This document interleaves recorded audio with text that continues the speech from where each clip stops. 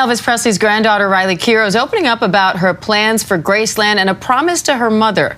For more than 40 years, the upstairs of Graceland has remained completely locked. No photographs have ever been allowed, no tours have been permitted, and no exceptions have been made for visitors. The second floor has stayed frozen in time, hidden from the public eye.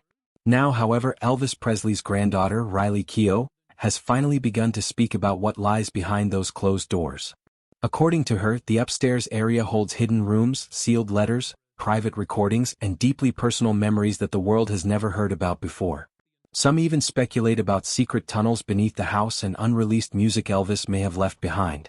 One room, Riley says, still remains exactly the way Elvis left it on the day he died. Graceland itself was not always the legendary place it is today. Originally built in 1939 by Memphis printing company owner Elvis Presley, the house was a modest colonial revival home surrounded by quiet countryside. With only 10 rooms, white columns, and a simple but elegant design, it was never meant to become a global landmark. That changed in 1957 when a young Elvis Presley, just 22 years old and already rising to superstardom, purchased the property for $102,500. At the time, Elvis was constantly followed by fans and the media, and what attracted him most to the house was the privacy it offered. Over the years, Elvis transformed Graceland into something far more than a simple residence. The house slowly became a reflection of his personality, bold, unusual, and deeply personal. One of the most famous additions was the Jungle Room, created in the late 1960s. Covered in green shag carpeting even on the ceiling and filled with carved wooden furniture and exotic decorations, the room looked more like a tropical lounge than a traditional living space. It later served as a recording studio where Elvis recorded several of his final songs, including Moody Blue. Behind the house lies another significant place known as the Meditation Garden. Built in 1964 as a quiet area for reflection, it eventually became Elvis's final resting place. Today, Elvis, along with his parents, grandmother, and his daughter Lisa Marie Presley, are buried there. Visitors from around the world come to the garden to pay their respects, often leaving flowers, letters, and personal messages. Since opening to the public in 1982, Graceland has welcomed more than 20 million visitors. Fans travel from every corner of the world to see the home of the King of Rock and Roll. In fact, Graceland is the second most visited private home in the United States after the White House. Yet despite the many rooms open to tourists, filled with Elvis's awards, costumes, and personal belongings, one part of the house has remained completely hidden: the upstairs. The second floor has been locked since August 16, 1977, the day Elvis Presley died. It has never been open to the public, not even for photographs. The rooms remain exactly as they were that day. According to the Presley family, this is not because there is something scandalous hidden there, but because the space is deeply personal and sacred.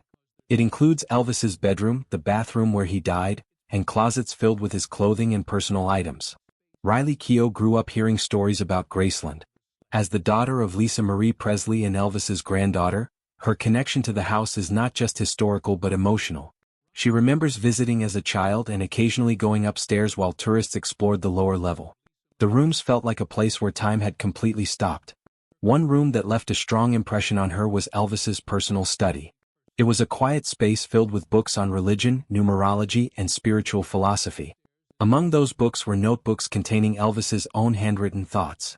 Some entries reflected his struggles with fame and loneliness, while others contained unfinished song lyrics or personal reflections. Riley recalls seeing one page where Elvis had written the word "free" repeatedly across the paper. The bedroom itself remains untouched. Elvis's bed is still covered with the same silk sheets, and beside it are two nightstands. One holds a Bible filled with handwritten notes, while the other once held prescription medications. Under the bed, Riley discovered a small box containing unsent letters, some addressed to family members including one to Lisa Marie. These deeply personal items, she says, are too private to share publicly but helped her understand her grandfather in a more human way. Nearby is the bathroom where Elvis passed away. Riley rarely speaks about it out of respect, but she confirms that the room has never been altered.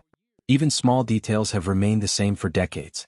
For the Presley family, it represents a private moment in history rather than a public attraction. Another little-known space upstairs is what Riley calls the Quiet Room.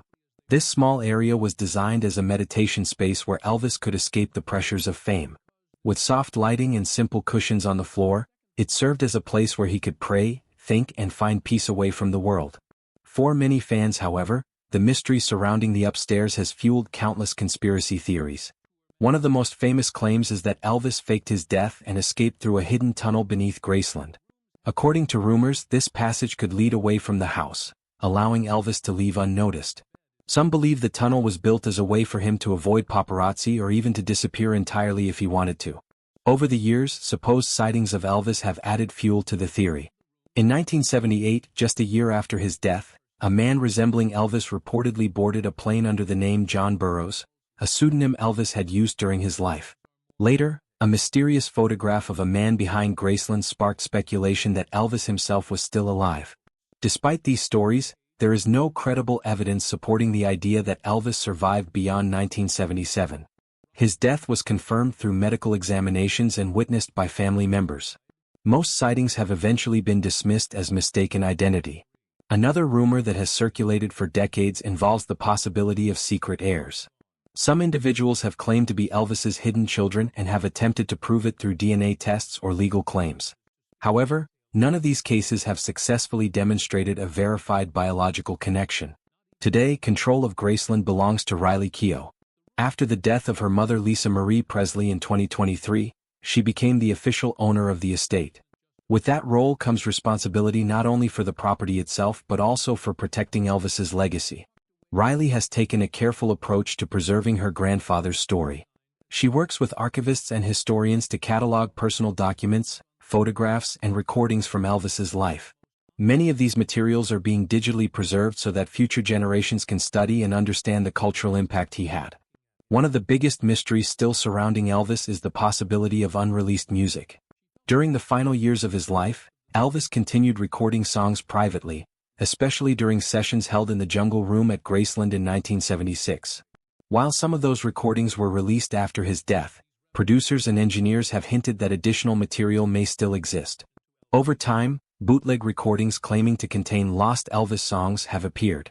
Some were real alternate takes, but others were proven to be impersonators. Yet the idea that unknown recordings might still be hidden somewhere in Graceland continues to fascinate fans. Some insiders have even suggested that Elvis occasionally recorded rough performances on personal tape machines for his own listening. If those tapes still exist, they could offer rare insight into his creative process during the final years of his life. For now, the sealed rooms of Graceland remain closed. Riley Keough has made it clear that they will likely stay that way. To her, those rooms are not part of a museum exhibit but a personal space filled with memories of a grandfather she never truly had the chance to know. In many ways, the mystery surrounding Graceland is part of what keeps Elvis Presley's legacy alive. Whether it is hidden letters, private recordings, or simply the quiet rooms where he once lived, the unseen parts of his story continue to capture the imagination of fans around the world.